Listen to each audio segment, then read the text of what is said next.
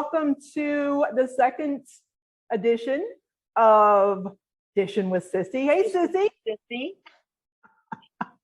So how was your week? How you doing? How's everything? Good. How are you? Good. Busy, but it's all good. Anxious for this week. I'm anxious to do this one because we just talked very little about what we're going to do. And I think I've got a pretty good one for you. So what are we doing? So we said this week we've got like a whole roaster chicken. Yes. So I've got my whole roaster chicken. Yes. How am I preparing this? What are your thoughts? We're spatchcocking the chicken.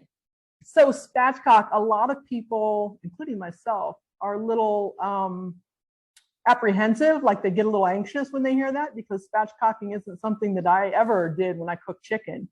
It's something that you actually taught me when we were cooking in Florida.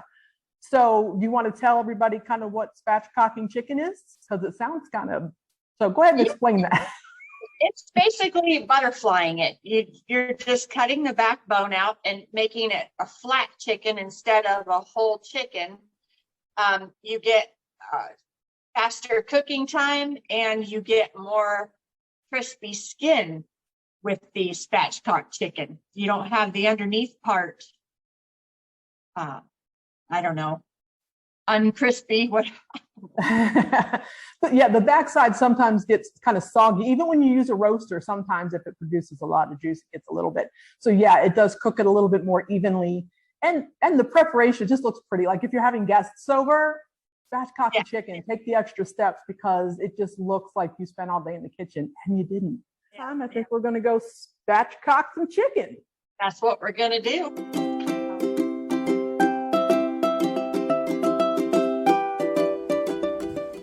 Hello, welcome to my kitchen. We're cooking spatchcock chicken, obviously. We discussed that. I have a whole chicken here. He's close to 5 pounds. He's 4 3/4 pounds. I rinsed him, took the giblets out, and dried him off. I got him patted nice and dry. Makes it crispier skin and also better for spatchcocking, which is actually just cutting the backbone out. You're gonna take him and flip him over this way. All right, so you got your backbone. I like to use kitchen scissors. It's easier than me almost cutting my hand off with a knife one time. So anyway, so you just start, here's the backbone kind of sticking out a little bit. I guess that would be his neck. Just cut along the backbone with your scissors, being careful not to cut your hand.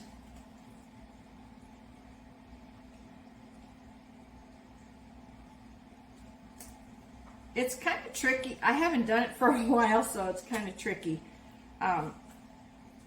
You just cutting along either side of the backbone.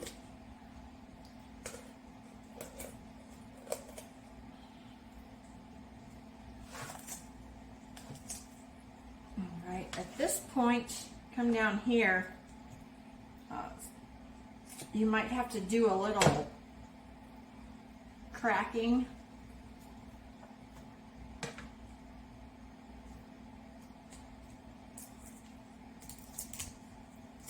It's going. There it goes. My hands aren't as strong as they used to be. It's a little more difficult.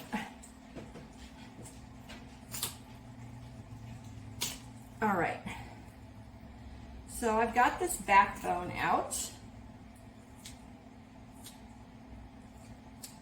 Now you can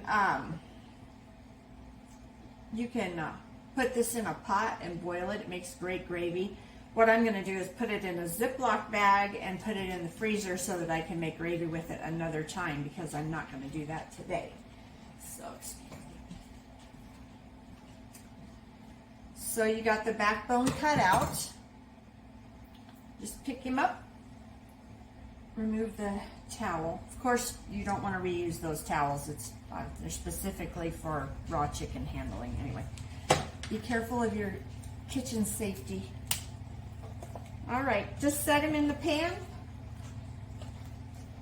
Give them a good crunching, just to flatten them out. You can hear it crunching. So there you are. He is spatchcocked. He's flat now. You've got more room to put your seasonings. You've got the under part for seasoning. You can put your spices in there and get it well seasoned. So I'm gonna leave him like this for right now, and I will be right back. We're doing Spatchcock Chicken on Dish with Sissy. And basically all I need for this portion is I've got my whole chicken. I've got it, washed it and already kind of patted it dry. So it's kind of sitting on some paper towels right now. Well, this one's a big one. So basically, again, spatchcock chicken is basically, it's the process of taking out the backbone of the chicken. And then there's a breastplate that you're going to just kind of make a little, until you hear it like a little pop. And then you're going to kind of crack it, and that's going to allow the chicken to kind of lay flat. And then I've got a special way that I'm going to prepare this. So shh, don't tell Sissy. But here we go. The first part of this is spatchcocking the chicken. So again, you're going to lay it flat on your cutting board, backside up. Going to make an incision up both sides, all the way up, and remove the back. Easy peasy. Don't get intimidated. You can't mess this up. And the back, it's very easy to cut. It should be very easy to cut. If you're having difficulty cutting it, you're probably a little too close to the backbone. So you want to be right up against the backbone. But again, it should be fairly easy to cut because you're just looking for the meat. Okay, so we have the chicken on a plate. I've got here some lemon zest. I've got a seasoning. It's garlic buttery herb seasoning. I've got some cloves of garlic, and I have some rosemary from my plant outside, olive oil, and some sliced lemons. I'm going to make a rub. First, I'm going to flip him over, or her. I'm going to get some. We're going to salt and pepper the underside. A little salt. Just to give it some seasoning. I've got pepper here that I ground with my mortar and pestle. I like it. A little coarse ground pepper. And so flipping back over, what you're going to do is lift the skin from the meat and stick your fingers down in there. It's kind of weird, but it's good. Loosen the skin from the meat. That's going to allow you to put some seasoning in there, and it gives crispier skin. And who doesn't like nice crispy chicken skin? This is a big one. Okay, here we go. Back has been removed. We're just going to toss this over here in the sink. So now you've got the back out. But if you turn it upside down, you see that it still doesn't lay flat. So you really need to crack the breastbone or the breastplate. And that is right in here. If you find the breast or the upper part of the chicken, there's this little triangular bone right here. We're just going to take a knife and just pop that, just crack it enough where you hear the, and then we should be able to take it and just move it and lay it flat. So that's it. That's all you need to do. That little pop. Now, if we flip it upside down, there we go. We can tuck the wings in. And there you have it. A spatchcock chicken. That's it. That's all you have to do. Now, the fun part is how you prepare this. So I'm actually going to do a basil pesto roasted chicken. Okay, so I mixed the lemon zest with the garlic herb seasoning, and I'm going to crush some cloves of garlic because I'm going to use them later on. Just take your knife flat and smash it down, and it gives you just flattened little pieces of garlic. Put those in there. My dish. Kind of fun. I'm doing spatchcock chicken with garlic, herb, rosemary, lemon, and I've got some little potatoes, little gem potatoes. I've got pieces of lemon here. I'm just going to slice some pieces of lemon. I've already got the lemon zest in the bowl, but I'm just going to slice these up. Put them there. And I'm going to take some rosemary and chop it up real well.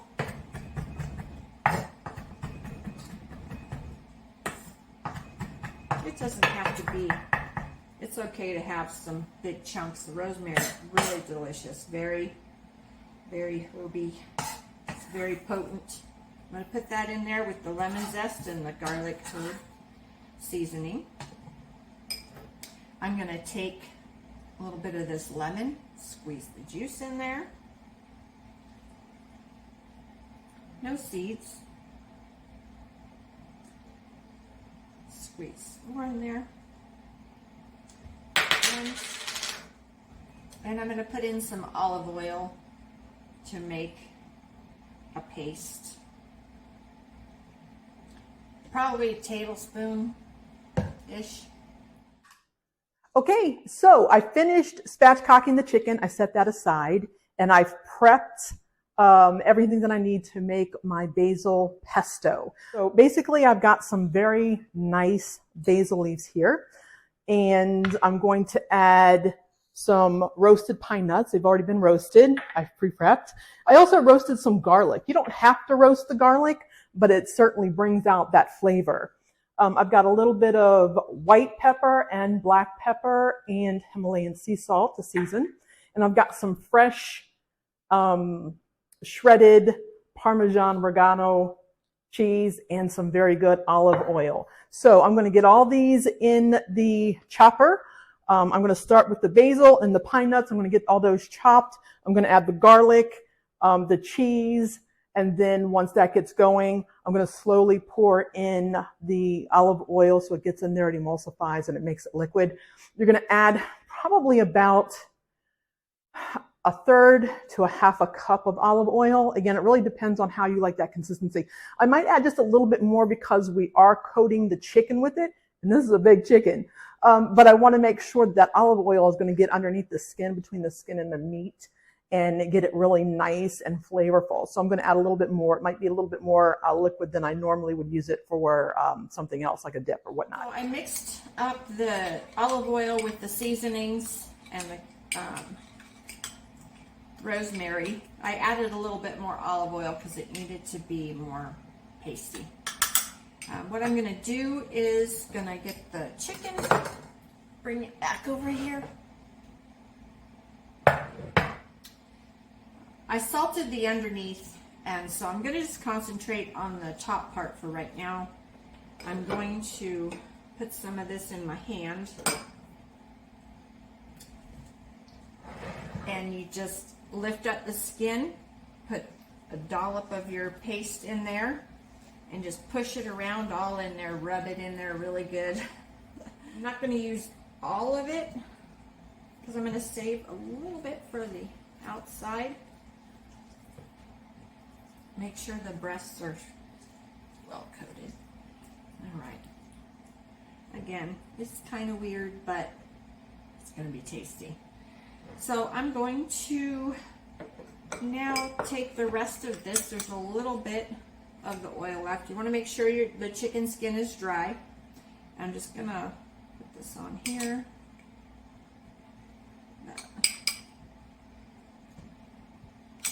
Smells delicious. The fresh lemon and the rosemary together, such a good combination. Just rub this all down.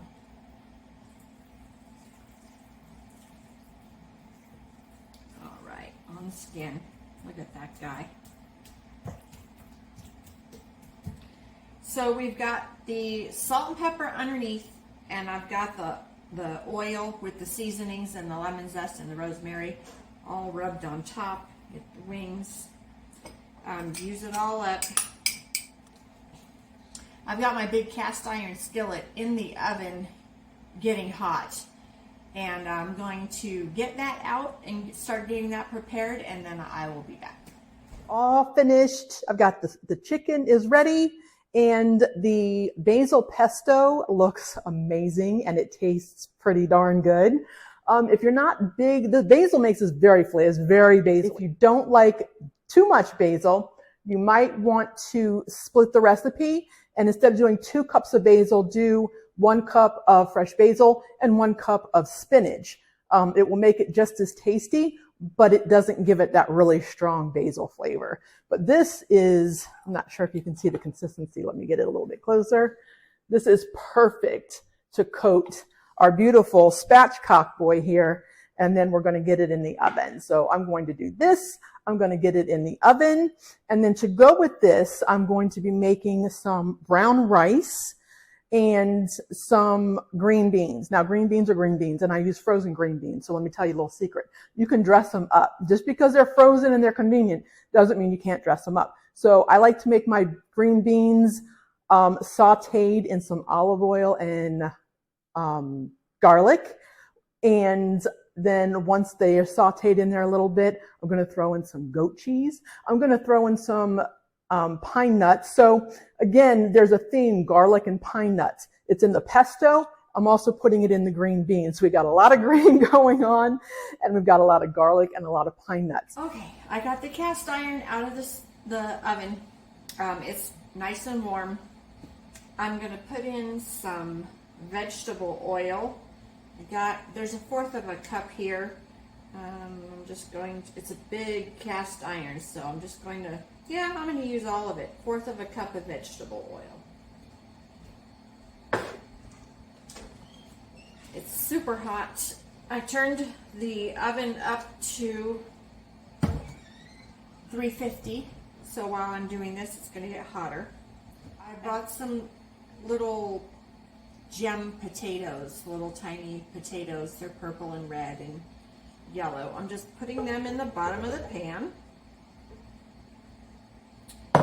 with some of the smushed garlic. I'm just going to throw it in there. And I've got some sliced lemon. I'll put that in here on the bottom of the pan. This pan may be a little too big for this chicken, but the other one was too small, so I'm just going to roll with it. Putting all the lemon in here. I'm going to put some salt and pepper. I got coarse sea salt here. I'm just going to put that all over. And some cracked pepper. Lots of pepper. Put that in there. And I've got rosemary. I'm just going to drop it on here. Like that. And I'll show you what it looks like. It looks delicious. Gather it all into a little bundle. And you're going to take the chicken and you're going to just put the chicken right on top of the potatoes and the garlic and the lemon and the rosemary. Just slide them right off of there. So those herbs and the garlic and the lemon are going to infuse the chicken as it's cooking. So just make sure his thighs are sticking out. And any oil that's on here or seasonings, just dump it right on there. Looks fabulous if you ask me. Okay, the chicken is out of the oven. I'm going to take it out of this pan very carefully.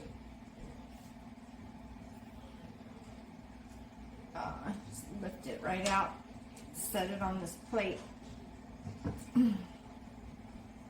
So what's left is the potatoes and the herbs and the lemon. Okay, I'm just gonna take the potatoes and put them in a bowl. They are tender. I poked them with a knife and they are tender, so I'm gonna take them out of the skillet and put them in this bowl. You can put the lemons in there and stuff if you want to as well. It's not gonna hurt anything. If you like roasted garlic, there's plenty of it in here now. Let's put that there. The lemon and the rosemary, potatoes in the bowl.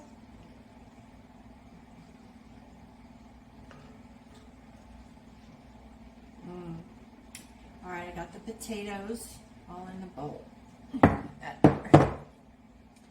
And I'm gonna take the lemon and the rosemary and just put it around the plate here with this guy. I got the potatoes in a bowl, and I'm just taking a masher, and I'm not gonna smush them all the way, but I am gonna smash them just to expose the meat. Okay, so this is it. We got the roasted chicken. So what I'm gonna do is, it's resting now, and then I'm gonna slice it up and plate it.